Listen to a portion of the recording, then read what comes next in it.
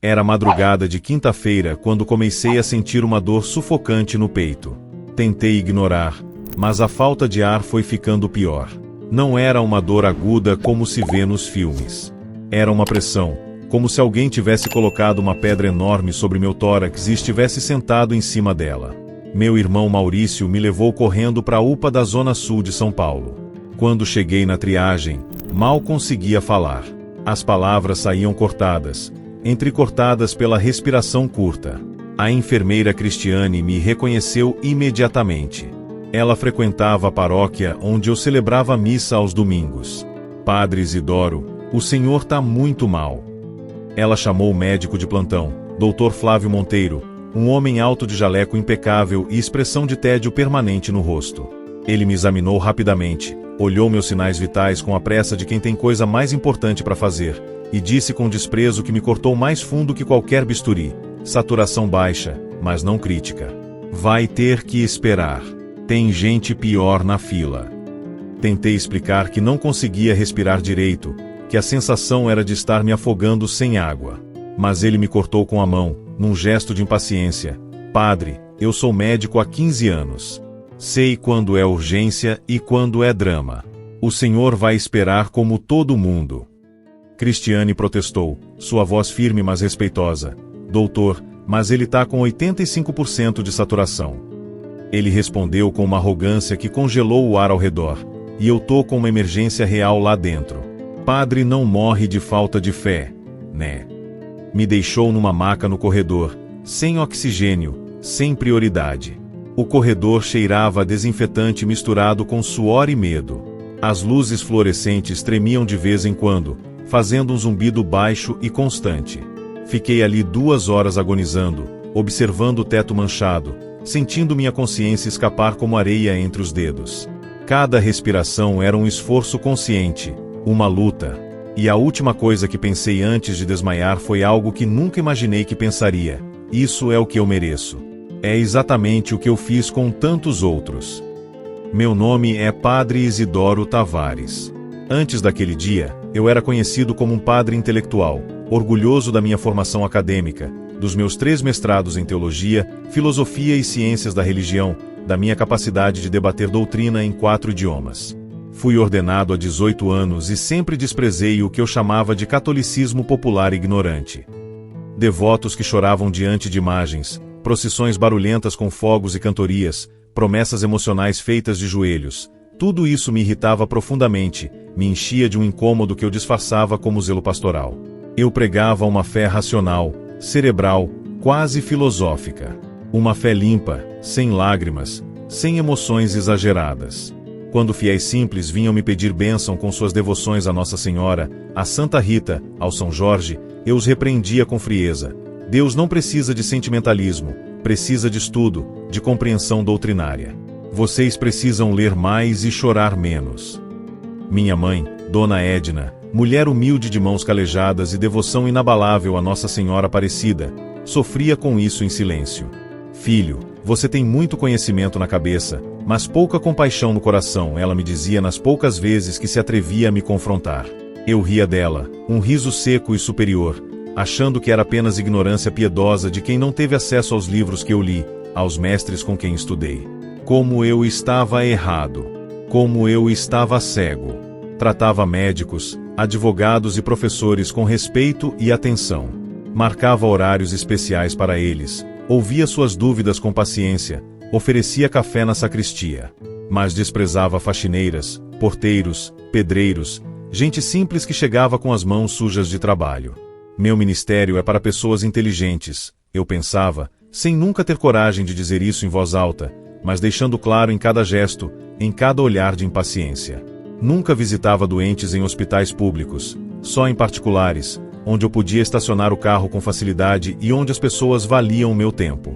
Afinal, meu tempo era valioso demais para ser desperdiçado com gente comum.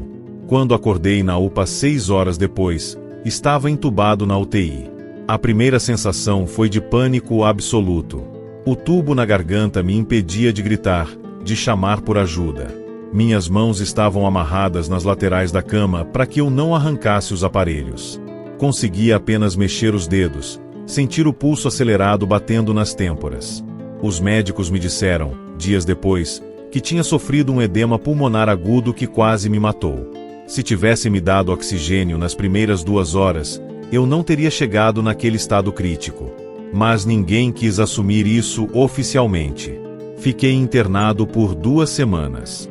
Durante a recuperação, entre os momentos de consciência nebulosa e o torpor dos remédios, descobri pelos comentários sussurrados das enfermeiras que Dr. Flávio tinha sido denunciado anteriormente por negligência, mas continuava trabalhando por falta de profissionais no sistema público. A diocese ficou sabendo do caso através de Maurício e houve pressão imediata para processar o médico, transformar o caso em exemplo. Mas algo muito pior que a dor física aconteceu dentro de mim. Comecei a ter flashbacks. Não eram memórias comuns, tranquilas, que você controla. Eram invasões violentas na minha mente, imagens que me assaltavam sem aviso. A faxineira idosa, Dona Conceição, que eu mandei embora da sacristia porque interrompeu minha leitura de um tratado de teologia. Lembro do rosto dela, da vergonha nos olhos castanhos, do jeito que ela pediu desculpas segurando o pano de chão com as 2 mãos. O senhor humilde de boné surrado que eu expulsei da igreja porque não tinha horário marcado e eu estava ocupado. A mãe jovem chorando que eu repreendi no meio da missa porque seu bebê não parava de chorar e estava fazendo drama, perturbando a liturgia. Cada rosto voltava para me assombrar. Cada palavra ríspida que eu disse ecoava na minha cabeça como acusação. Passei a ter crises de pânico. Acordava às 3 da manhã suando frio, com a sensação de que estava sufocando de novo. Não pela falta de oxigênio nos pulmões, mas pela culpa que me esmagava o peito com peso maior que qualquer pedra. Voltei para casa da minha mãe porque não conseguia ficar sozinho no apartamento anexo à igreja. À noite, o silêncio era insuportável. Durante o dia, os sons comuns da rua me sobressaltavam. Dona Edna me cuidava em silêncio, com aquela paciência infinita que só as mães têm. Ela preparava as refeições que eu mal tocava, lavava minhas roupas, organizava meus remédios. Mas eu via a tristeza nos olhos dela, uma tristeza profunda que não era só pela minha saúde física. Filho, você quase morreu e ainda não entendeu nada, ela disse uma noite, sentada na beirada da minha cama, segurando minha mão com firmeza. E ela estava certa. Ela sempre esteve. 3 meses depois, eu estava completamente destruído emocionalmente. Afastei-me das celebrações, alegando recuperação médica prolongada, mas a verdade nua e crua é que não conseguia mais subir no altar sem sentir vergonha. Toda vez que olhava para os fiéis reunidos, via as pessoas que eu tinha desprezado. Seus rostos se multiplicavam nas bancas da igreja, me olhando com os olhos que eu nunca quis ver direito. A raiva crescia dentro de mim como um tumor maligno, envenenando tudo. Raiva do doutor Flávio por ter me negligenciado, por ter jogado na minha cara o mesmo desprezo que eu jogava nos outros. Mas principalmente raiva de mim mesmo por finalmente ter me dado conta de que eu era exatamente igual a ele. Arrogante, insensível, cruel. 2 lados da mesma moeda podre. Minha fé, que sempre foi meu orgulho intelectual, minha marca registrada, tinha virado cinzas na boca, gosto amargo de fracasso absoluto. Que padre eu sou? Me perguntava olhando para o espelho embaçado do banheiro depois do banho. O homem que me olhava de volta era um estranho magro, de olheiras fundas e olhar perdido. Passei anos estudando sobre amor e nunca amei ninguém de verdade. Preguei sobre compaixão sem saber o que significa ter compaixão. Comecei a beber escondido para conseguir dormir. Uísque barato comprado no mercadinho da esquina, escondido dentro do armário atrás das toalhas. Parei de rezar, parei de ler, parei de usar batina. As vestes que antes eram meu orgulho agora pareciam fantasia de hipocrisia. Meu irmão Maurício tentava conversar comigo, mas eu afastava com rispidez, com as mesmas palavras cortantes que sempre usei para afastar quem tentava se aproximar. Uma noite, completamente bêbado e desesperado, num acesso de raiva e dor, peguei todos os meus diplomas emoldurados pendurados na parede do quarto e joguei no lixo. O barulho do vidro quebrando acordou minha mãe. Gritei sozinho, a voz embargada de álcool e lágrimas. De que serviu tudo isso? Eu sei tudo sobre Deus e não sei nada sobre ser humano. Caí no chão frio da cozinha chorando, sentindo um buraco dentro de mim tão profundo que parecia não ter fundo, não ter fim. Não era mais apenas crise existencial. Era a falência total de tudo que eu achava que era. Eu tinha construído minha identidade inteira em cima de diplomas, de conhecimento teórico, de superioridade intelectual. E agora, olhando para o monte de vidro quebrado e papel no lixo, percebi que tinha perdido o essencial. Tinha me tornado um especialista em Deus que não conhecia Deus. Um padre que nunca tinha aprendido a amar. Foi minha mãe, Dona Edna, quem me salvou daquele precipício. Numa manhã de sábado, ela entrou no meu quarto sem bater. Abriu as cortinas de uma vez, deixando a luz do sol invadir o ambiente que eu mantinha na penumbra havia semanas. Isidoro, você vai comigo para a missa de Nossa Senhora Aparecida hoje. Tentei recusar, virando o rosto pro lado contrário da janela. Mãe, eu não tenho condição. Não consigo. Mas ela insistiu com uma firmeza que eu nunca tinha visto nela. Não pedi sua opinião, filho. Você vai. Levanta, toma banho e se arruma. Saímos em 1 hora. Fomos até uma igrejinha simples na periferia, a Capela de Nossa Senhora das Graças. Era pequena, com paredes descascadas pintadas de azul desbotado e bancos de madeira velha rangendo sob o peso dos fiéis. O lugar estava cheio de gente humilde, de trabalhadores com roupas limpas mas remendadas, de faxineiras com suas bolsas surradas, de porteiros, de vendedores ambulantes, de pedreiros com as mãos ainda marcadas pela cal e cimento. O tipo de gente que eu sempre desprezei, que eu sempre considerei inferior demais para o meu ministério sofisticado. Durante a missa, o padre era um senhor de uns 70 anos, Padre Geraldo, com sotaque do interior e homilia simples. Ele não citava teólogos alemães, não fazia referências em latim, não demonstrava erudição. Apenas falava com o coração sobre a misericórdia de Maria. Nossa Senhora não escolhe quem socorrer pela roupa que veste ou pelo diploma que tem. Ela olha para o coração ferido e estende a mão. Quando chegou o momento da consagração, algo se quebrou dentro de mim. Foi como se todas as barreiras que eu tinha construído durante anos desmoronassem de uma vez. Comecei a chorar sem controle, ali no meio daquela multidão. Não era um choro discreto, silencioso. Era um choro convulsivo, daqueles que sacodem o corpo inteiro, que fazem você perder o ar. As pessoas ao meu redor me olhavam, mas ninguém me julgava. Uma senhora idosa ao meu lado colocou a mão no meu ombro e apenas ficou ali, em silêncio, oferecendo o conforto da presença. Dona Edna me levou até a imagem de Nossa Senhora Aparecida que ficava num altar lateral, decorada com flores simples do jardim de alguém. Velas baratas acesas aos pés da imagem tremiam com a corrente de ar que entrava pela porta aberta. Ajoelha e pede perdão. Não para mim, não para os fiéis. Pede para ela. Pede de coração. Ajoelhei naquele chão de cimento frio, com os joelhos doendo no contato duro com o piso irregular. Olhei para a imagem daquela mãe morena de manto azul, a mesma imagem que eu sempre disse que era apenas uma representação simbólica, não um objeto de culto emocional. E pela primeira vez em 18 anos de sacerdócio, rezei de verdade. Não com palavras bonitas em latim. Não com orações decoradas. Apenas com a verdade crua do que eu era. Mãe, eu me perdi completamente. Eu me achava melhor que todo mundo. Desprezei teus filhos mais simples, os que te amam com mais devoção. Tratei mal gente que só queria uma bênção, uma palavra de conforto. Eu me tornei exatamente aquilo que eu mais condenava. Alguém sem amor. Me ajuda. Eu não sei mais quem eu sou. Não sei mais como ser padre. Não sei mais como ser gente. Fiquei ali não sei quanto tempo. Podiam ter sido minutos ou horas. O tempo tinha perdido significado. Sentia apenas o peso da minha própria mesquinharia me esmagando contra o chão. E então, algo aconteceu.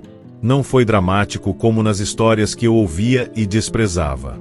Não teve luz descendo do céu, não teve voz audível, não teve milagre visível. Foi algo muito mais sutil e, ao mesmo tempo, muito mais profundo. Senti uma paz. Não consigo descrever de outro jeito. Uma paz que parecia me envolver como um abraço, que acalmava o caos dentro de mim. Não era alívio imediato de toda a dor. Não era solução mágica para os meus erros. Era apenas a certeza de que eu não estava sozinho naquele buraco. Que havia alguém ali comigo. e que esse alguém não me desprezava como eu merecia ser desprezado. Levantei do chão com as pernas dormentes e o rosto molhado. Minha mãe me abraçou sem dizer nada. Ela sabia. Sempre soube. Padre Geraldo se aproximou depois que a missa terminou, ofereceu um cafezinho aguado no copinho descartável e conversou comigo com uma simplicidade que me desarmou completamente. Filho, orgulho é o único pecado que a gente não consegue confessar sozinho. Precisa que Deus quebre a gente primeiro. Você tá quebrado agora. E isso é bom.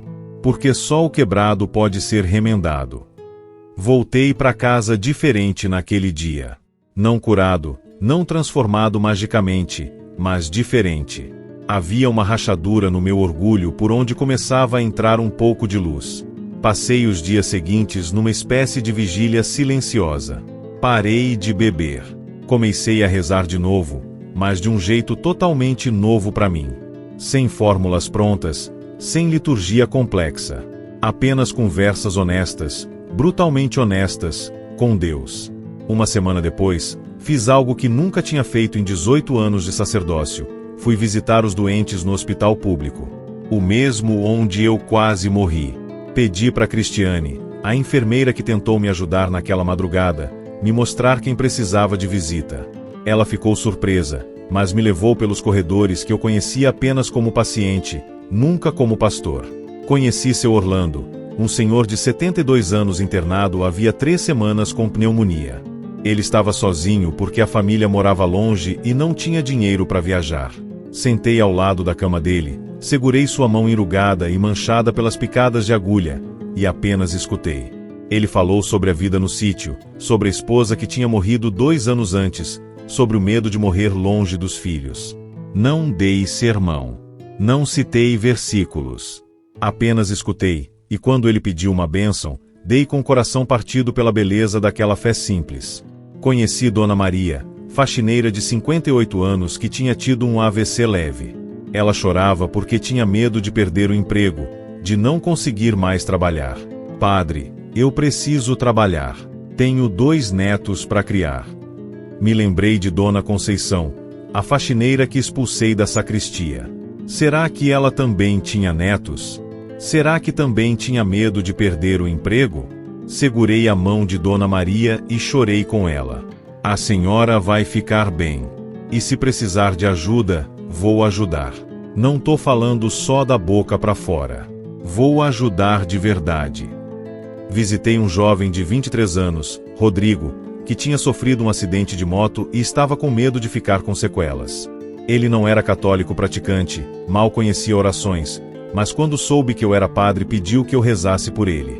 Não sei rezar direito, padre. Minha avó que era católica, mas ela já morreu.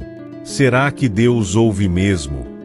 Segurei sua mão enfaixada e disse: Deus ouve principalmente quem não sabe rezar bonito. Ele gosta mais da verdade torta que da mentira bem falada. Cada visita era como um remendo na minha alma despedaçada. Cada mão segurada, cada lágrima compartilhada, cada história ouvida me ensinava o que 3 mestrados nunca ensinaram, que ministério não é sobre conhecimento, é sobre presença. É sobre estar ali, mesmo sem respostas prontas. É sobre segurar a mão de alguém que sofre e não ter medo de sofrer junto. Voltei à paróquia 3 meses depois. Pedi uma reunião com o conselho pastoral, algo que eu nunca fazia porque achava desnecessário consultar leigos sobre questões pastorais. Sentei na mesma mesa com faxineiros, porteiros, professores, médicos, donas de casa. E fiz algo que jamais imaginei fazer: pedi perdão publicamente. Vocês me conhecem como Padre Isidoro há anos. Alguns de vocês foram maltratados por mim. Outros viram eu maltratar gente. Eu me achava melhor que vocês porque tinha estudado mais, porque sabia mais teologia. Mas eu não sabia nada. Não sabia amar. Não sabia servir. Não sabia ser padre de verdade. Quase morri há alguns meses, e naquele corredor de hospital eu entendi que tinha me tornado tudo aquilo que mais condenava. Um fariseu, um hipócrita, alguém que falava de Deus mas não conhecia Deus. Tô pedindo perdão. Não tô pedindo que me perdoem porque mereço. Tô pedindo porque preciso. E vou passar o resto da minha vida tentando ser o padre que vocês merecem, não o padre arrogante que eu fui. O silêncio que se seguiu foi pesado. Algumas pessoas choravam. Outras me olhavam com desconfiança justificada. Será que era verdade? Será que era só mais um discurso bonito? Então Dona Conceição, a faxineira que eu tinha expulsado da sacristia meses antes, se levantou. Meu coração acelerou. Pensei que ela fosse me confrontar publicamente, me humilhar como eu merecia. Mas ela se aproximou, me abraçou, e disse apenas: Padre, Deus já perdoou o senhor. Eu também perdoo. A gente só queria que o senhor enxergasse a gente. E pronto. Foi como se uma comporta se abrisse. Outras pessoas se aproximaram, me abraçaram, choraram comigo. Não foi cura instantânea. Não foi happy ending de filme. Foi apenas o começo doloroso e necessário de um recomeço. Você já precisou ser quebrado para aprender a ser humano de novo? Às vezes a maior misericórdia de Deus é nos deixar cair para aprendermos que todos somos iguais no chão. Voltei a celebrar missa no domingo seguinte.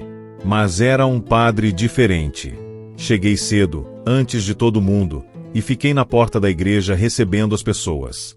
Cumprimentei cada um pelo nome, ou perguntei o nome quando não sabia.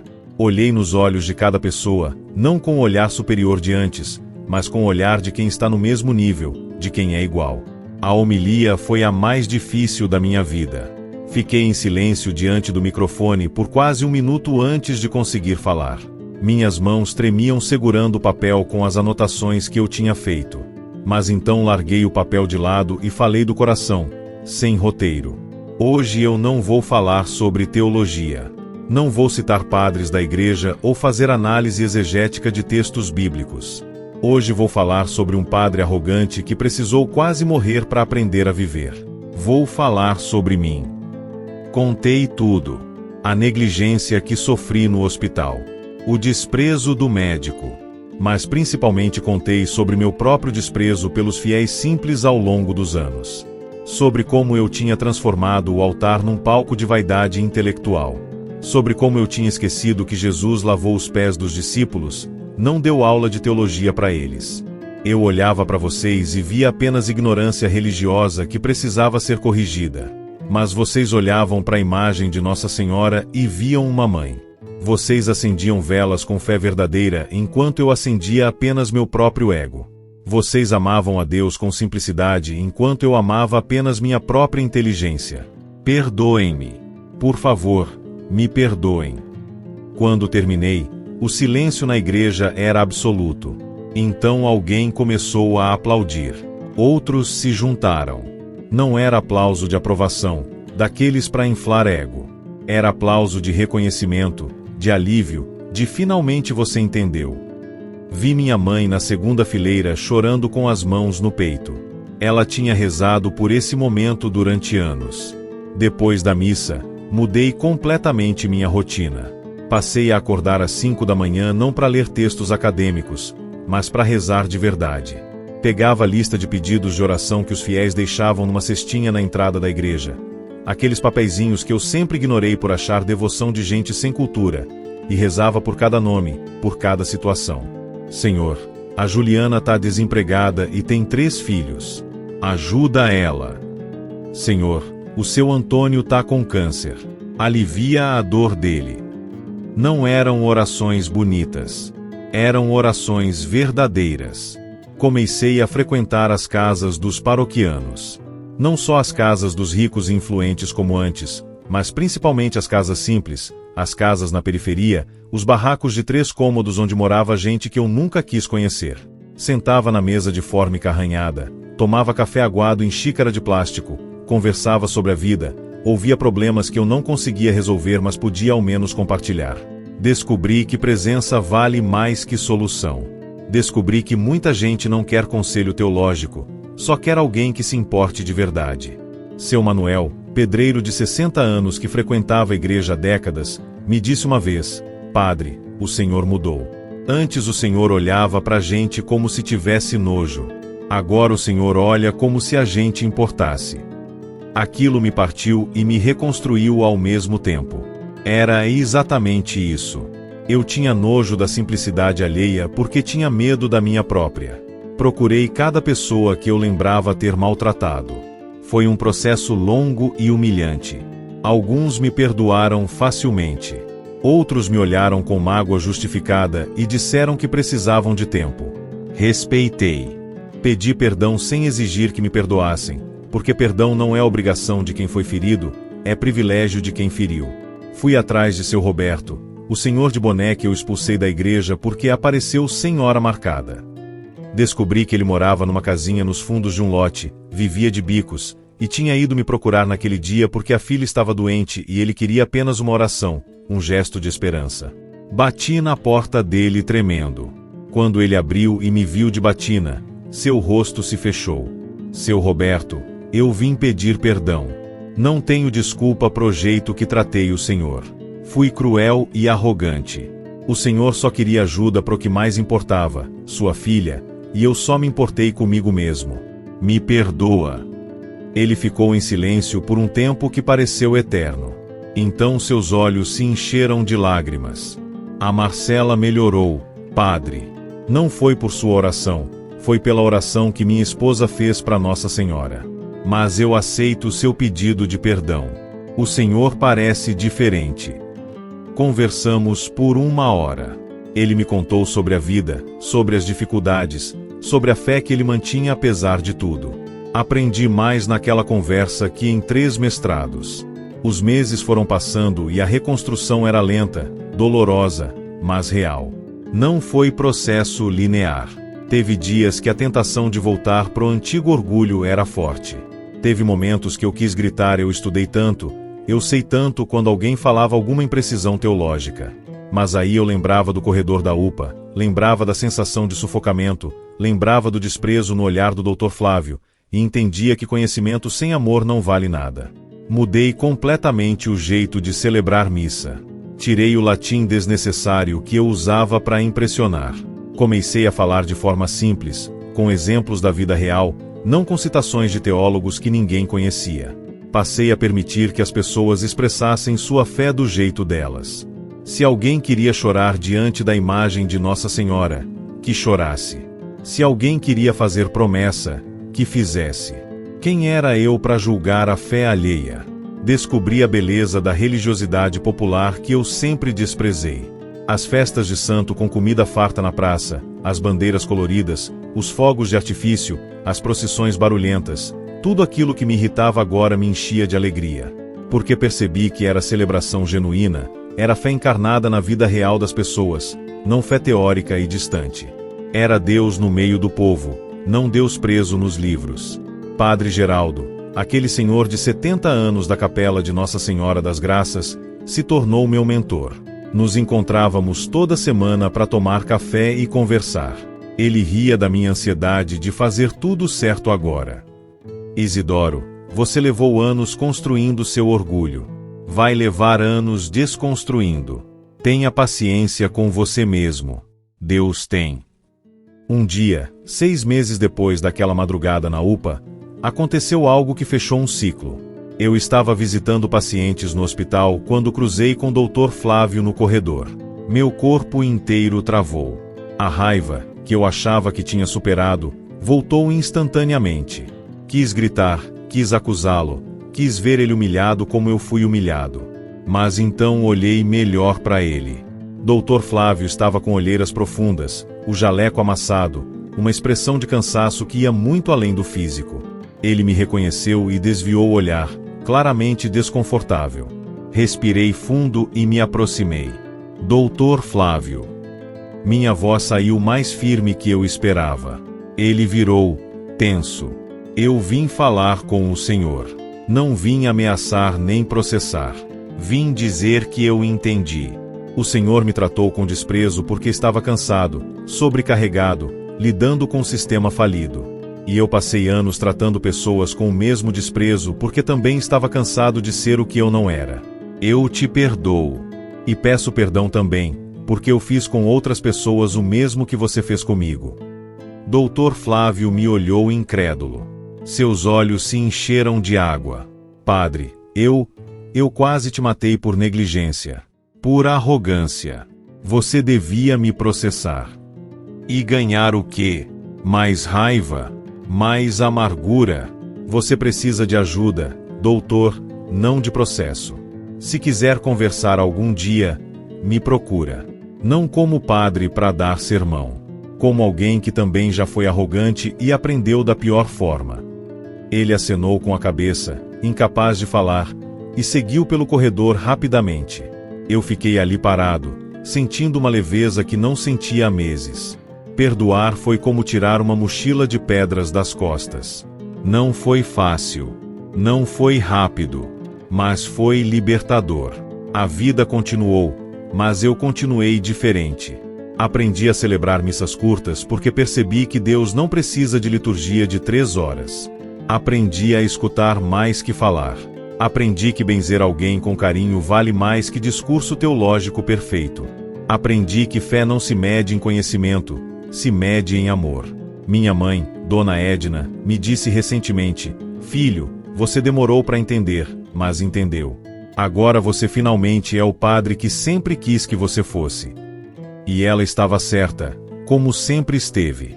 Hoje, quando alguém simples chega na igreja pedindo bênção, eu paro tudo o que estou fazendo e abençoo com o coração. Quando alguém chora diante da imagem de Nossa Senhora, eu choro junto, porque entendi que lágrimas de fé são as mais puras. Quando alguém me pede oração por algo que parece pequeno, eu rezo de verdade, porque nada é pequeno quando dói em alguém. Ainda tenho meus 3 mestrados. Os diplomas continuam no lixo, mas o conhecimento está na minha cabeça. A diferença é que agora ele serve para ajudar, não para impressionar. Uso o que sei para explicar de forma simples, não para complicar de forma arrogante. Conhecimento é ferramenta, não troféu. Comecei a desenvolver projetos que nunca teria considerado antes. Organizei um grupo de oração na casa de Dona Conceição, a faxineira que eu tinha expulsado da sacristia.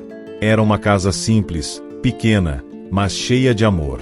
Nos reuníamos às quintas-feiras à noite. Não tinha ritual complicado, não tinha liturgia formal. Era apenas gente simples rezando com fé genuína, compartilhando problemas, pedindo uns pelos outros. Uma dessas noites, seu Osvaldo, aposentado que vendia picolé na praça para complementar a renda, pediu oração porque o neto estava envolvido com drogas. Padre, o menino tá se perdendo. Já tentei de tudo. Nós rezamos juntos, mas depois fui além. Procurei o menino, o Leandro, 17 anos com olhar desconfiado e postura defensiva. Não cheguei com sermão moral nem ameaças de inferno. Cheguei com proposta real. Leandro, seu avô te ama e tá sofrendo. Mas eu não vim falar de drogas. Vim te oferecer um trampo. A igreja precisa de alguém para ajudar com manutenção, pintura, pequenos reparos. Pago pouco, mas é começo. Você topa? Ele me olhou desconfiado. Por que o senhor estaria fazendo isso? Porque alguém me deu uma segunda chance quando eu não merecia. Só tô passando pra frente. Leandro aceitou. Nos primeiros meses foi difícil. Ele faltava, chegava atrasado, tinha recaídas. Mas eu não desisti. Cada vez que ele faltava, eu ia atrás. Não para brigar, mas para lembrar que ele importava, que alguém acreditava nele. 6 meses depois, ele estava limpo, trabalhando direito, até voltou a estudar à noite. Seu Osvaldo chorou no meu ombro no dia da formatura do neto. Padre, o senhor salvou meu menino. Não, seu Osvaldo. Eu só fiz o que devia ter feito desde sempre, me importar de verdade. Casos como esse se multiplicaram. A paróquia se transformou em ponto de apoio real para a comunidade. Criamos um curso de alfabetização de adultos porque descobri que metade dos meus paroquianos mais velhos mal sabia ler. Dona Aparecida, de 63 anos, chorou quando conseguiu ler sozinha pela primeira vez um trecho da Bíblia. Padre, eu sempre dependia dos outros para saber o que estava escrito. Agora eu mesma leio a palavra. Organizamos cestas básicas todo mês, não como esmola arrogante, mas como partilha fraterna. Eu mesmo ia às casas entregar, conversava, conhecia a realidade de cada família. Descobri que fome não é só falta de comida. É falta de esperança, de dignidade, de alguém que enxergue sua humanidade. Meu relacionamento com meu irmão Maurício também mudou. Antes, eu o tratava com superioridade porque ele apenas era mecânico enquanto eu era padre intelectual. Pedi perdão para ele também. Maurício, me perdoa por te tratar como se você fosse menos. Você sempre foi mais gente que eu. Você tem um coração que eu levei anos para desenvolver. Ele me abraçou com força. Mano, eu sempre te amei. Só queria que você fosse mais humano, sabe? Menos padre de pedestal e mais irmão de verdade. Passamos a nos encontrar toda semana para tomar cerveja e conversar sobre a vida. Nada de discussões teológicas. Apenas dois irmãos recuperando o tempo perdido. A mudança mais significativa aconteceu com a forma como eu via Nossa Senhora. Antes, eu a reduzia a conceito teológico, a símbolo cristológico, a tema de tese acadêmica. Agora eu entendia por que o povo simples a amava tanto. Ela era a mãe. Não mãe teórica, mas mãe real que acolhe, que consola, que não julga. Comecei a rezar o terço todo dia, algo que eu sempre critiquei como reza mecânica. Mas descobri que repetição não é necessariamente mecanicismo. Às vezes, repetir as mesmas palavras é como respirar, necessário, vital, reconfortante. Participei da peregrinação à Aparecida pela primeira vez na vida.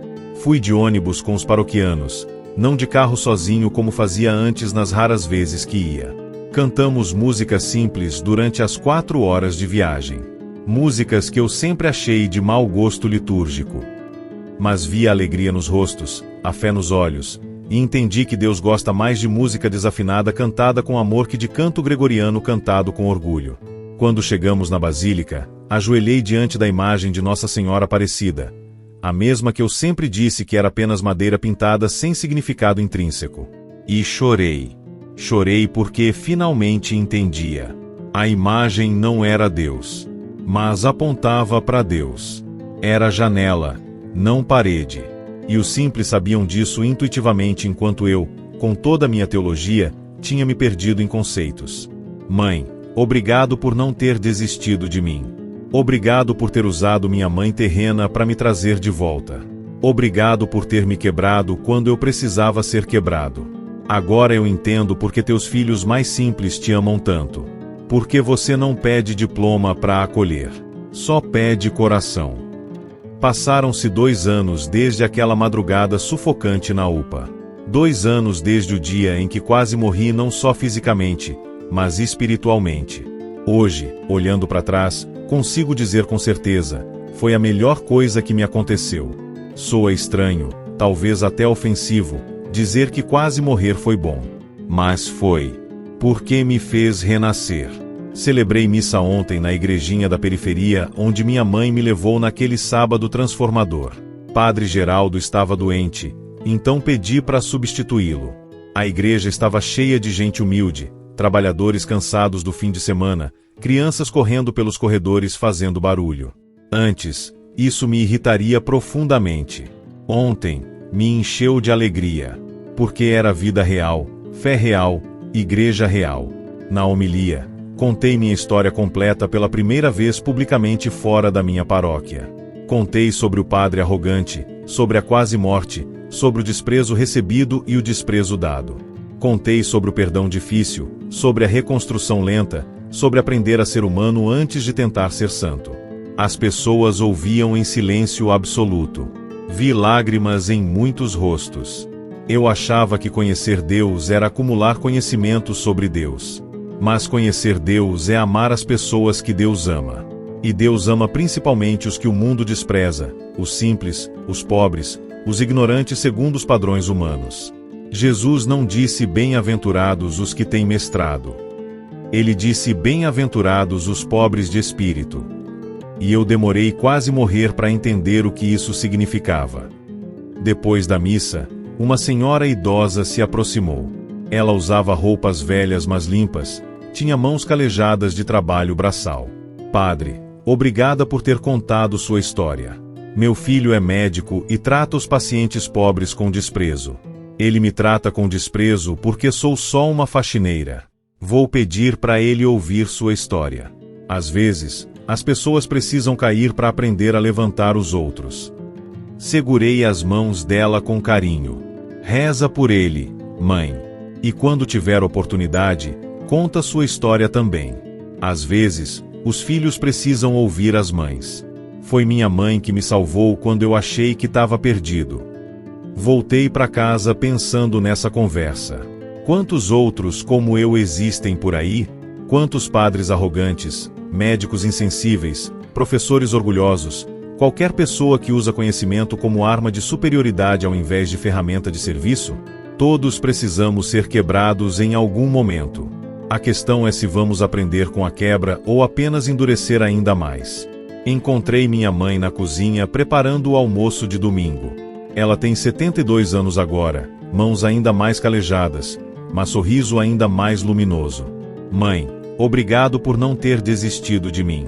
Por ter me levado naquela igreja quando eu não queria ir.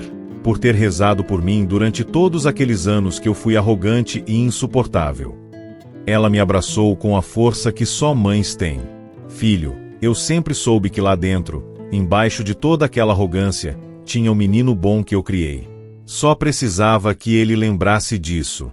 Nossa Senhora fez o resto. Sentamos para almoçar juntos. Comida simples, arroz, feijão, bife acebolado, salada. A mesma comida que eu achava que era pouco quando eu era arrogante e só comia em restaurantes caros. Agora, era a melhor refeição do mundo. Porque era feita com amor, servida com carinho, comida com gratidão. Depois do almoço, peguei minha bicicleta velha, vendi o carro importado e comprei uma bicicleta porque não preciso mais impressionar ninguém, e fui visitar alguns doentes. Seu Orlando, que conheci no hospital há 2 anos, ainda está vivo. Está com 84 anos agora, mais frágil, mas com fé ainda mais forte. Sentei ao lado da cama dele, segurei sua mão, e rezamos juntos o Pai Nosso. Não em latim. Em português simples, com sotaque paulista, com pausas para respirar. Do jeito que Jesus gostaria. Padre Isidoro, ele disse com voz fraca, quando o Senhor vier fazer meu enterro, não precisa fazer sermão bonito. Só precisa dizer que eu amei Deus do jeito que sabia. E que Deus me amou do jeito que eu precisava. Seu Orlando, ainda vai viver muito. Mas prometo, quando chegar a hora, vou falar exatamente isso. E vou falar que aprendi com o Senhor o que 3 mestrados não me ensinaram, que fé simples é fé profunda. Saí da casa dele com o coração apertado mas agradecido. Agradecido por cada dia, por cada pessoa, por cada oportunidade de servir ao invés de ser servido. Agradecido até pela dor que me transformou. À noite, voltei para casa cansado mas em paz. É um tipo diferente de cansaço. Antes, eu terminava o dia esgotado de fingir ser o que não era, de manter a máscara de superioridade intelectual. Agora termino cansado de servir, de estar presente, de amar de verdade. E esse cansaço é bom. É o cansaço de quem trabalhou, não de quem apenas aparentou trabalhar. Sentei na varanda pequena do meu novo apartamento, mudei do anexo da igreja para um lugar simples no bairro, e fiquei observando a rua. Crianças brincando na calçada, vizinhos conversando nas portas, vida acontecendo. Antes, eu teria considerado isso barulho perturbador. Agora, é música. É a trilha sonora da vida real, não da vida artificial que eu construí. Peguei meu celular e reli algumas mensagens que guardo. Uma delas é de Leandro, o neto do seu Osvaldo que estava nas drogas. Padre, passei no vestibular para técnico em enfermagem. Vou cuidar de gente que sofre. Aprendi com o Senhor que todo mundo merece cuidado, não só os ricos. Obrigado por não ter desistido de mim. Outra mensagem é de Dona Maria, a faxineira que teve AVC e tinha medo de perder o emprego. Padre Isidoro, voltei a trabalhar. Ainda tenho sequelas, mas estou conseguindo. E o Senhor cumpriu sua promessa, me ajudou quando precisei. Que Deus te abençoe sempre. Cada mensagem dessas vale mais que qualquer diploma pendurado na parede. São marcas reais que deixei em vidas reais. Não pela minha inteligência, mas pela minha presença.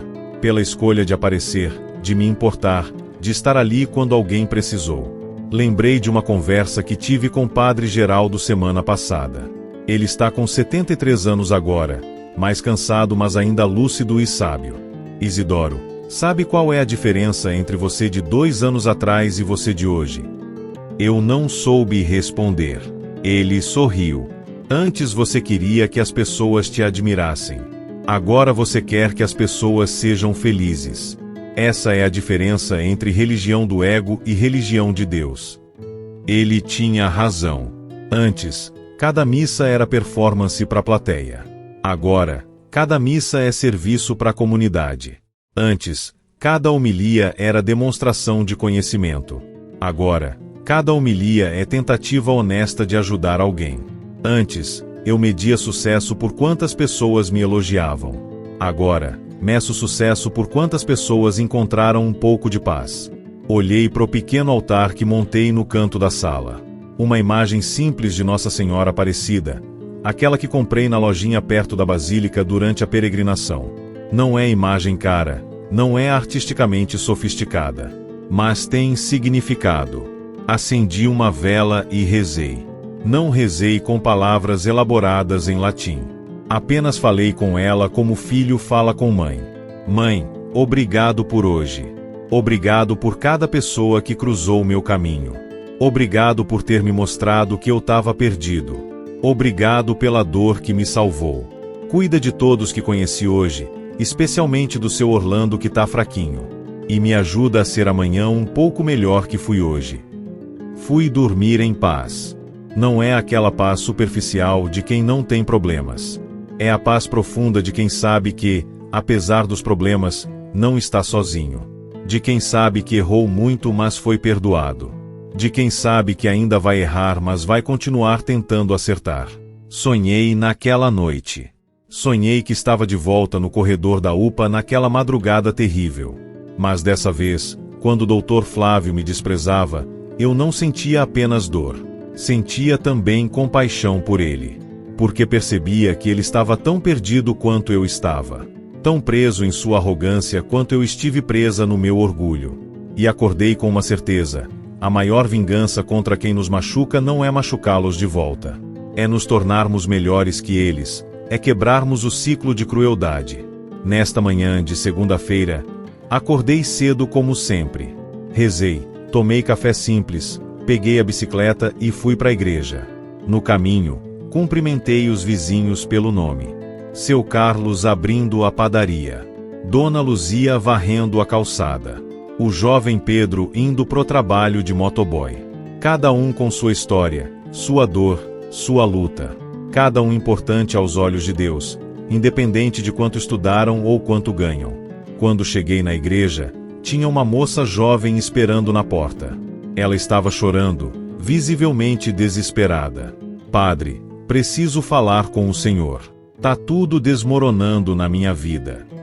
Antes, eu teria olhado pro relógio, resmungado sobre não ter horário marcado, talvez até dispensado ela com rispidez.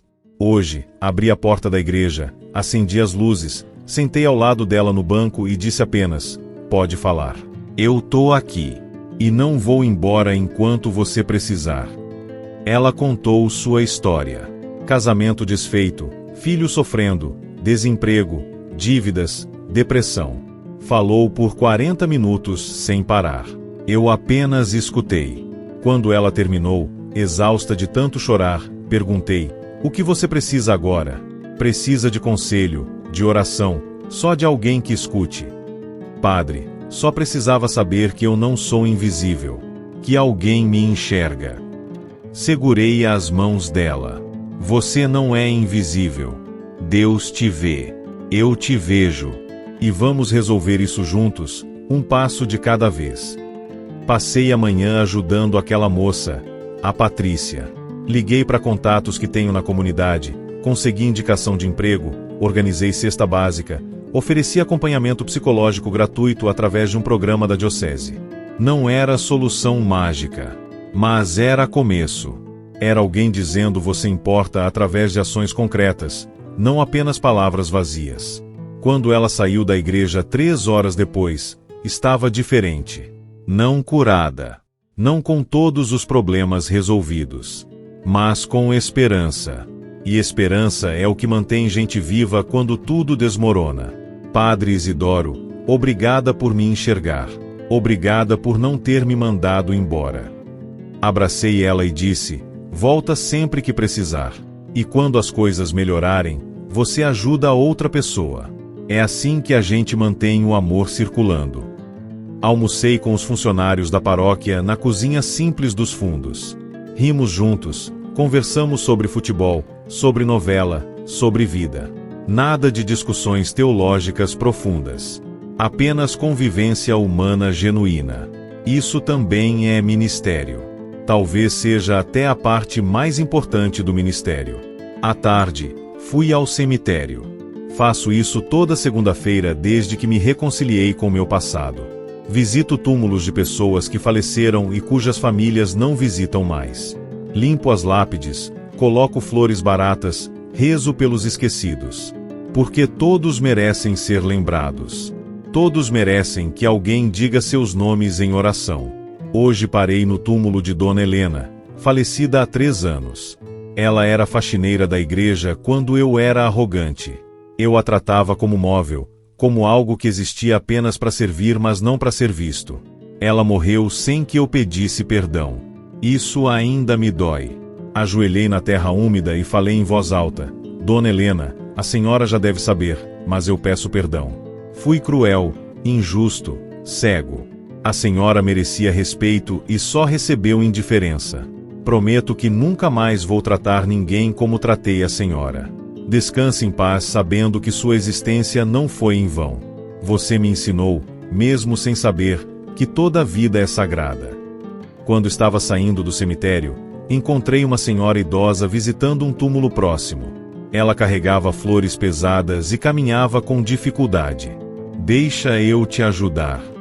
Levei as flores até o túmulo do marido dela. Conversamos por alguns minutos. Ela me contou sobre os 50 anos de casamento, sobre a saudade, sobre a solidão. Não ofereci respostas prontas sobre plano de Deus ou mistério do sofrimento. Apenas escutei e disse: a saudade dói porque o amor foi real. E amor real nunca morre completamente. Voltei para a igreja no fim da tarde. A luz do sol entrava pelos vitrais simples, criando padrões coloridos no chão de taco velho. Sentei no primeiro banco, aquele que eu evitava sentar porque era do povo. E olhei para o altar onde celebrei missa por tantos anos sem nunca entender o que era celebrar. Pensei em tudo o que aconteceu nesses 2 anos.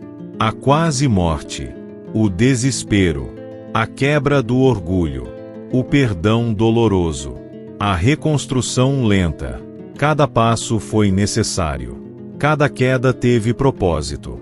Não porque Deus queria me punir, mas porque eu precisava morrer pro que era errado em mim antes de poder viver o que era certo. Hoje eu sou padre de verdade. Não porque tenho 3 mestrados, continuo tendo, e eles continuam sendo úteis quando usados com humildade. Sou padre de verdade porque finalmente aprendi que ministério é sobre servir, não sobre ser servido. É sobre lavar pés, não sobre receber aplausos. É sobre amar os desprezados, não sobre ser admirado pelos poderosos. Minha vida não é perfeita. Ainda tenho dias difíceis. Ainda tenho momentos de tentação de voltar pro orgulho antigo.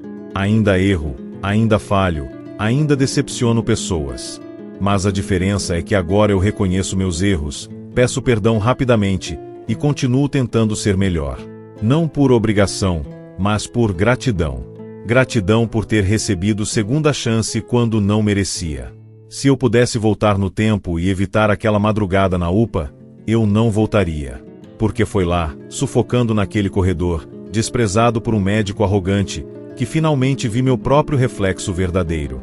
Foi lá que morri pro orgulho. E foi dessa morte que nasceu algo novo, algo verdadeiro, algo que vale a pena. Hoje, quando olho para os fiéis simples que enchem essa igreja toda semana, eu não vejo ignorância. Vejo sabedoria que nenhum livro ensina. Quando vejo uma senhora chorando diante da imagem de Nossa Senhora, não vejo sentimentalismo barato. Vejo fé autêntica que eu levei anos para desenvolver. Quando vejo um trabalhador cansado pedindo bênção, não vejo interrupção do meu tempo valioso. Vejo Cristo pedindo para ser amado em cada pessoa. E se hoje me perguntassem, Padre Isidoro, valeu a pena quase morrer para aprender a viver? Eu responderia sem hesitar: valeu cada segundo de dor, porque me trouxe para a vida de verdade. Às vezes, Deus precisa nos quebrar completamente para nos reconstruir do jeito certo. E quando você permite ser reconstruído, descobre que o que você achava que era força era na verdade fraqueza.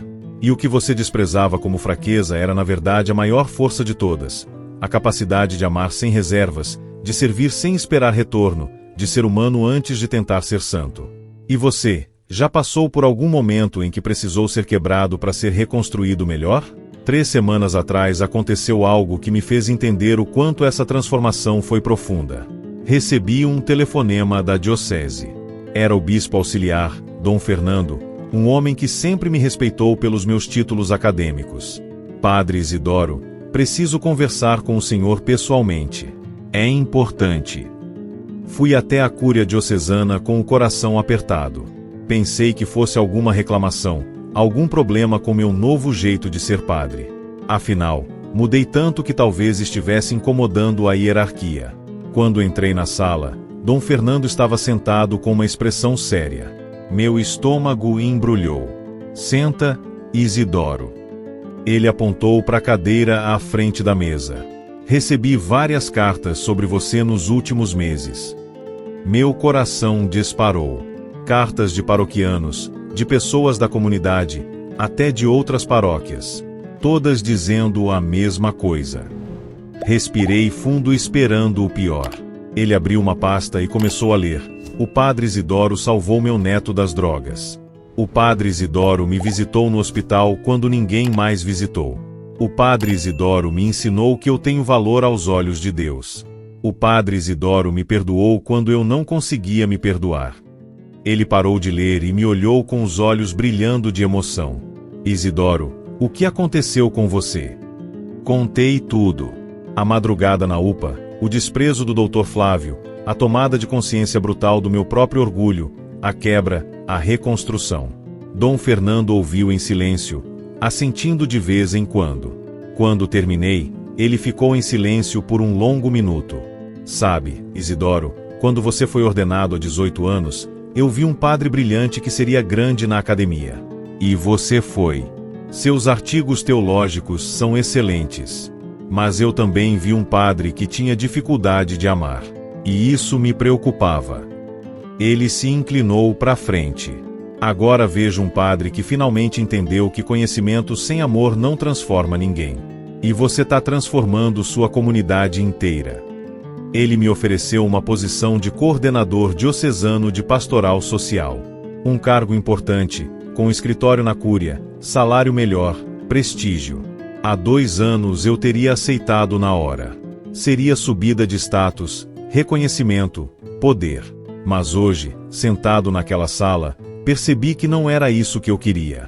Dom Fernando, eu agradeço muito a confiança. De verdade. Mas meu lugar é na periferia, com os simples, com os pequenos. É lá que aprendi a ser padre. É lá que preciso continuar. Se o Senhor quiser que eu ajude treinando outros padres, dando palestras sobre pastoral, eu faço com prazer. Mas não quero sair da base. Ele sorriu com um sorriso de quem entendia perfeitamente. Sabia que você ia dizer isso.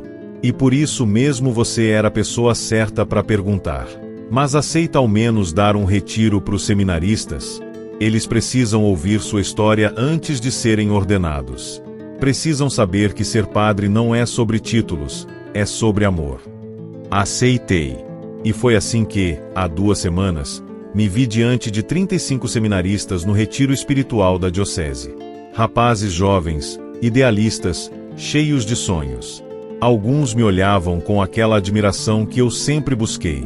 Comecei com uma frase que os deixou desconcertados. Meu nome é Padre Isidoro e durante 16 anos fui um péssimo padre. Passei 3 dias com eles. Não dei aulas de teologia. Contei minha história com toda honestidade brutal. Levei alguns deles comigo para visitar doentes no hospital público. Levei outros para conhecer as famílias simples da periferia. Celebramos missa numa capela de chão de terra batida com gente que mal sabia ler, mas que rezava com mais fé que muitos teólogos. No último dia, um seminarista chamado Gabriel se aproximou. Ele tinha 24 anos, era formado em filosofia, falava 3 idiomas. Me lembrou tanto de mim mesmo que doeu. Padre Isidoro, tenho medo de me tornar o que você era. Eu gosto de estudar, de ler, de aprender. Mas não quero desprezar o simples. Como faço? Coloquei a mão no ombro dele. Gabriel, não tenha medo do conhecimento. Tenha medo do orgulho. Estude, sim. Leia, aprenda, se forme. Mas toda noite, antes de dormir, se pergunte: o que eu aprendi hoje serviu para amar mais ou para me achar melhor? Se for para amar mais, continue. Se for para se achar melhor, joga fora. Ele abraçou com força e disse: vou me lembrar disso sempre. Espero que lembre. Espero que não precise quase morrer para aprender como eu precisei. Voltei para a paróquia depois daqueles 3 dias renovado. Encontrei Maurício me esperando com uma notícia. Mano, você não vai acreditar. Lembra do Dr. Flávio? Meu corpo inteiro ficou tenso. Ele me procurou. Quer falar com você. Minha primeira reação foi recusar. Mas então lembrei do perdão que ofere no hospital, da paz que aquilo me trouxe. Traz ele aqui. 2 dias depois, Dr. Flávio estava sentado na salinha da paróquia. Ele estava diferente. Mais magro, olheiras mais profundas, uma humildade no olhar que não existia antes. Padre Isidoro, eu não sei se mereço seu tempo. Dr. Flávio falava com dificuldade, escolhendo cada palavra com cuidado. Mas preciso falar. Depois daquele dia no hospital, quando você me perdoou, algo quebrou dentro de mim. Passei meses tentando entender como alguém que eu quase matei conseguiu me perdoar. Ofereci café. Ele aceitou com as mãos tremendo levemente. Procurei ajuda psicológica. Descobri que estava com burnout severo há anos. Estava tratando pacientes como números porque não conseguia mais lidar com a dor humana. Me afastei do trabalho por 6 meses. Fiz terapia. E comecei a entender que tinha me tornado um monstro. Sua voz falhou. Sentei ao lado dele. Flávio, você não é monstro. Você estava perdido, como eu estive. O sistema te quebrou. A sobrecarga te desumanizou. Isso não justifica o que você fez, mas explica. E explicação já é começo de cura. Ele chorou. Um homem de 45 anos, médico experiente, chorando como criança. Eu poderia ter te matado. E você me perdoou. Por quê? Porque alguém me perdoou quando eu não merecia. Porque descobri que guardar raiva é como beber veneno esperando que o outro morra. Porque percebi que você e eu somos iguais. 2 profissionais que usaram conhecimento como arma ao invés de ferramenta. Você com medicina, eu com teologia. Mesma doença, sintomas diferentes. Conversamos por 3 horas. Ele me contou sobre a pressão no sistema público, os plantões de 36 horas, a falta de estrutura, os pacientes morrendo por falta de recursos. Eu fui ficando duro para não enlouquecer. Mas a dureza me transformou em algo pior que louco. Me transformou em cruel. Contei para ele sobre minha própria crueldade, sobre as pessoas que desprezei, sobre o orgulho que me cegou. A diferença entre mim e você é que eu quase morri para aprender. Você teve a chance de aprender antes de matar alguém. Isso é misericórdia, Flávio. Use essa segunda chance. Ele voltou a trabalhar 3 meses depois. Mas voltou diferente. Me liga toda semana para conversar, para desabafar, para pedir conselho. Virou voluntário numa ONG que leva atendimento médico para a população de rua. Tô reaprendendo a ver gente como gente, não como doença, ele me disse recentemente. É difícil, mas necessário. E não foi só ele. A história se espalhou. Outros médicos me procuraram. Professores. Advogados. Gente em posição de poder que estava se perdendo no próprio orgulho. A paróquia virou ponto de encontro de profissionais em recuperação, como brincamos. Nos reunimos uma vez por mês para conversar sobre como usar conhecimento para servir, não para dominar. Há um mês, uma juíza me procurou. Doutora Renata, 52 anos, 25 anos de magistratura. Padre, tô tratando réus como se fossem lixo. Aplico a lei, mas perdi a compaixão. Vi sua história num grupo de WhatsApp e pensei, eu sou você. Sou a versão jurídica do padre arrogante que você era. Ela se tornou frequentadora assídua da paróquia. Não porque virou religiosa fanática, mas porque encontrou comunidade de gente que entende a luta contra o próprio orgulho. Semana passada ela me contou que começou a tratar réus com mais humanidade sem deixar de aplicar a justiça. Dá para ser justa e compassiva ao mesmo tempo. Só tinha esquecido disso. Esses encontros me enchem de esperança, porque percebo que minha história não é só minha. É a história de tantos outros que se perderam no caminho, que confundiram sucesso com superioridade, conhecimento com sabedoria. E cada pessoa que se permite ser quebrada e reconstruída se torna multiplicadora dessa transformação. Minha mãe, Dona Edna, diz que tô mais magro mas mais feliz. Filho, você envelheceu 10 anos naquele período de orgulho. Agora tá rejuvenescendo. É o que o amor faz com a gente. Ela sempre sabe resumir em poucas palavras o que eu demoraria páginas para explicar. Padre Geraldo, meu mentor, está com 74 anos agora. Sua saúde está fragilizada, mas seu espírito está mais forte que nunca.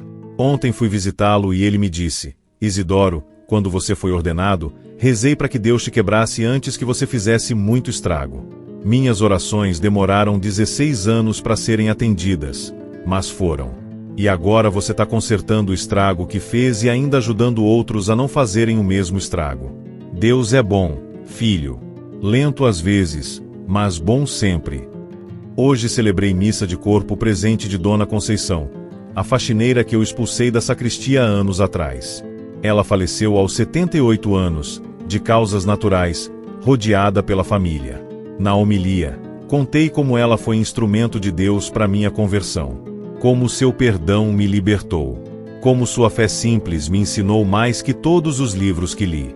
Dona Conceição nunca teve diploma universitário.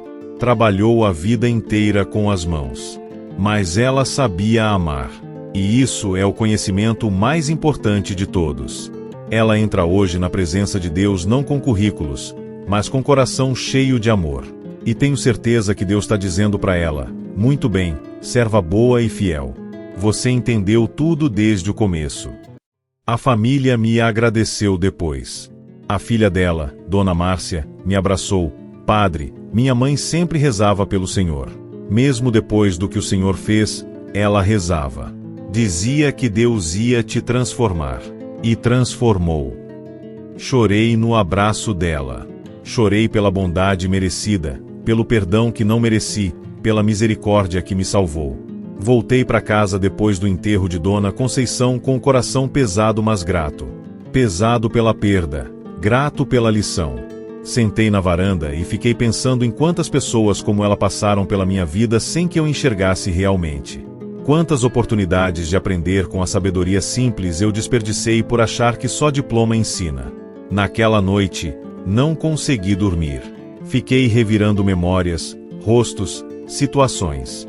E me veio à mente uma pessoa que eu tinha esquecido completamente, seu Benedito, o zelador que trabalhou na paróquia por 15 anos. Ele tinha se aposentado há uns 4 anos e eu nunca mais tinha perguntado dele. Nem sabia se estava vivo. E isso me doeu como facada. No dia seguinte, liguei para a secretaria para pedir o contato dele. Descobri que ele morava num asilo mantido por freiras na Zona Leste. Peguei a bicicleta e fui até lá. Era um lugar simples mas limpo, com um jardim pequeno onde alguns idosos tomavam sol. Perguntei por seu Benedito e uma freira me levou até o quarto dele. Ele estava sentado numa cadeira perto da janela, olhando para fora com aquele olhar distante que os idosos às vezes têm.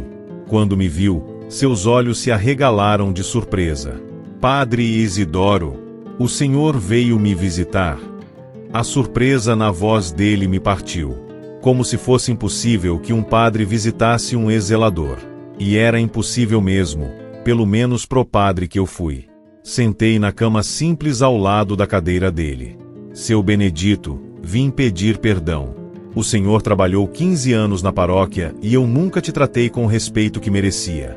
Nunca perguntei sobre sua vida, sua família, nada. Pro padre arrogante que eu era, o senhor era só o homem que limpava o chão. Mas o senhor é muito mais que isso. Perdoa minha cegueira. Seu Benedito ficou em silêncio por um tempo. Então começou a chorar silenciosamente, lágrimas escorrendo pelo rosto enrugado. Padre, trabalhei 15 anos limpando aquela igreja como se fosse minha casa. Acordava às 5 da manhã, deixava tudo brilhando. E o senhor mal olhava para mim. Às vezes eu pensava, será que sou invisível? Segurei a mão dele, aquela mão calejada de quem trabalhou a vida inteira. Você nunca foi invisível. Eu que era cego. Me perdoa. Já perdoei, padre. Quando a gente chega na minha idade, não dá mais para carregar mágoa. A vida é curta demais. Ele apertou minha mão. Mas o senhor voltou. Isso significa que mudou. E isso vale mais que qualquer pedido de perdão. Passei a tarde toda com ele. Ele me contou sobre a esposa que tinha falecido, sobre os 5 filhos espalhados pelo Brasil que raramente visitavam, sobre a solidão de envelhecer longe de casa. Sabe o que é mais difícil, padre? Não é a velhice. É sentir que sua vida não importou para ninguém. Sua vida importou, seu Benedito. Importou para Deus. E agora importa para mim. Vou voltar toda semana. Prometo. E tenho cumprido. Toda quinta-feira vou ao asilo visitar seu Benedito e outros idosos esquecidos. Levo comunhão para quem quer, mas principalmente levo presença, conversa, escuta. Às vezes só ficamos em silêncio juntos, e tudo bem. Presença vale mais que palavras. Há 3 semanas, algo inesperado aconteceu. Patrícia, aquela moça desesperada que atendi numa segunda-feira meses atrás, voltou à igreja. Mas voltou diferente. Empregada, sorridente, com os filhos bem cuidados ao lado. Padre Isidoro, vinha agradecer. Consegui o emprego que o senhor indicou. Tô pagando as dívidas aos poucos. E voltei a ter esperança. Mas vim principalmente para perguntar, como posso ajudar outras pessoas como o senhor me ajudou? Essa pergunta me encheu de uma alegria que não consigo descrever. Porque é isso. É exatamente isso. Transformação real não para em você. Ela transborda, se multiplica, se espalha.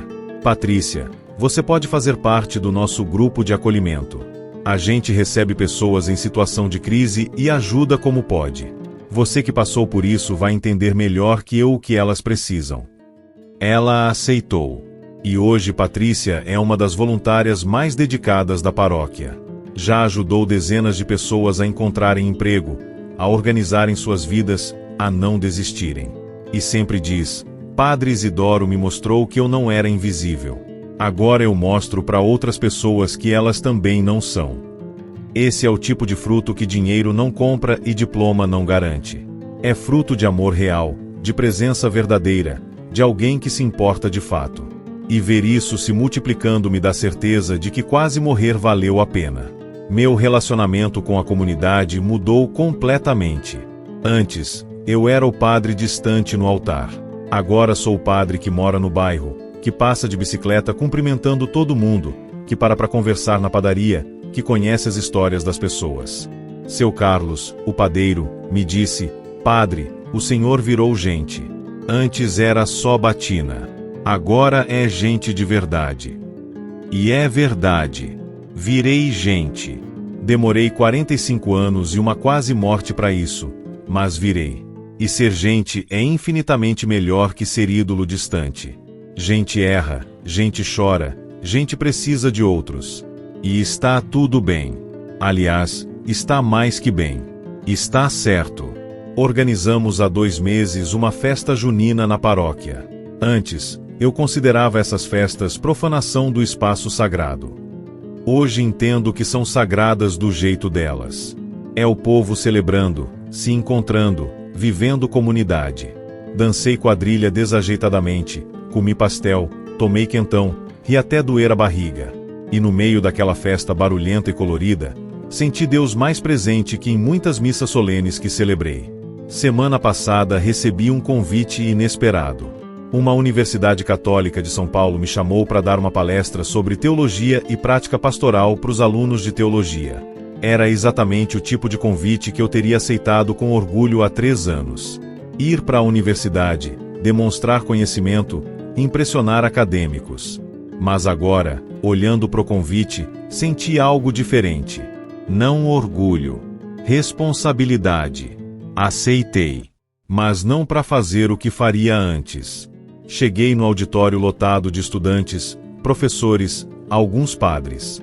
O apresentador fez uma longa introdução falando dos meus 3 mestrados, das minhas publicações, da minha trajetória acadêmica. Ouvi tudo aquilo e pensei, isso não é o mais importante da minha vida. Quando subi ao palco, a primeira coisa que fiz foi pedir para desligarem o PowerPoint que tinham preparado com minha biografia.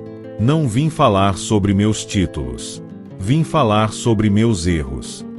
O silêncio que se fez foi absoluto. Durante 1h30, contei minha história sem filtros. O padre arrogante. A quase morte. O desprezo recebido e dado. A quebra. A reconstrução. Vocês estão aqui estudando teologia. Ótimo. Estudem mesmo.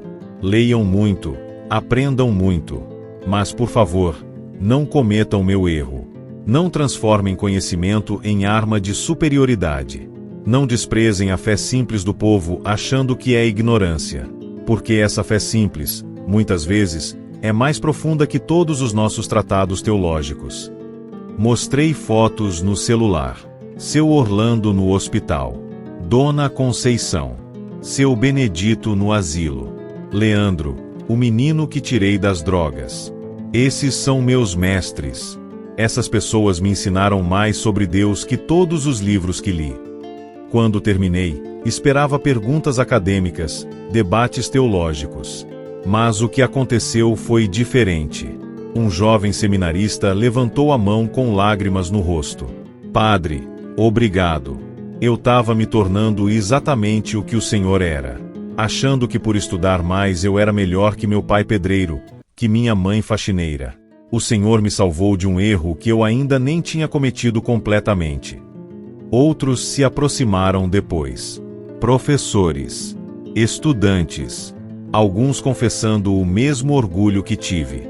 Outros agradecendo por mostrar que é possível mudar. Uma professora de teologia moral me disse, Padre Isidoro, essa foi a aula de teologia mais importante que já assisti. Porque não foi só teoria. Foi vida real.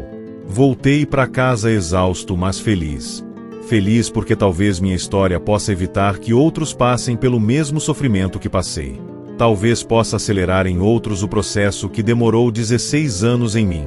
Se pelo menos uma pessoa mudar por ouvir minha história, já valeu. Ontem foi um dia particularmente significativo. 2 anos exatos desde aquela madrugada na UPA. Acordei cedo e fui até o hospital. Procurei Cristiane, a enfermeira que tentou me ajudar. Ela ainda trabalha lá, ainda luta contra um sistema sobrecarregado, ainda tenta salvar vidas com recursos limitados. Levei flores e um cartão. Obrigado por não ter desistido de mim naquela madrugada. Você foi instrumento de Deus mesmo sem saber. Ela chorou quando leu. Padre, eu só fiz meu trabalho. Mas fico feliz que o Senhor tenha sobrevivido. E mais feliz ainda por saber que mudou. Fiquei no hospital a tarde toda, visitando pacientes, oferecendo presença. Passei pelo corredor onde quase morri. O mesmo cheiro de desinfetante, as mesmas luzes fluorescentes piscando, as mesmas maçãs enfileiradas. Mas agora, ao invés de raiva ou medo, senti gratidão. Gratidão por ter sobrevivido. Gratidão pela lição brutal, mas necessária. Hoje pela manhã, celebrei missa de aniversário dessa transformação. Não anunciei o motivo, mas no meu coração era isso. Aniversário de morte e renascimento. Durante a homilia, Falei sobre o cego que Jesus curou. O cego recebeu não só a visão física, mas a visão espiritual. Eu fui esse cego. Tinha olhos, mas não via. Via apenas o que me convinha, meu conhecimento, minha superioridade, meu orgulho. Mas Deus me curou da cegueira mais perigosa, aquela que nos impede de enxergar o outro como irmão. Depois da missa, fizemos um café comunitário no salão paroquial. Nada sofisticado. Café simples, pão, bolo caseiro que Dona Teresa fez. Mas estava repleto de amor, de conversa boa, de gente se importando com gente. Esse é o reino de Deus. Não em catedrais imponentes ou liturgias impecáveis. É nesse café simples, nesse abraço sincero, nesse como você está, falado de verdade. Seu Manuel, o pedreiro de 60 anos, me chamou num canto. Padre, meu filho tá com problema. Bebida. Tá destruindo a família dele. O senhor pode conversar com ele? Claro que posso. Marquei para a semana que vem. Não sei se vou conseguir ajudar, mas vou estar presente. Vou tentar. E isso já é muito. Minha mãe me ligou à noite. Filho, hoje faz 2 anos que você quase morreu. Mas foi quando você começou a viver de verdade. Graças a Deus por esse dia. Apenas ela para transformar a pior memória em motivo de gratidão. Mãe, obrigado por nunca ter desistido de mim. Por ter rezado por mim durante todos aqueles anos perdidos. Por ter me levado naquela igreja quando eu não queria ir. Você me salvou. Não fui eu, filho. Foi Nossa Senhora. Eu só pedi. Ela que fez. E tem razão. Foi ela mesmo. A mãe que nunca desiste dos filhos, mesmo quando os filhos desistem de si mesmos.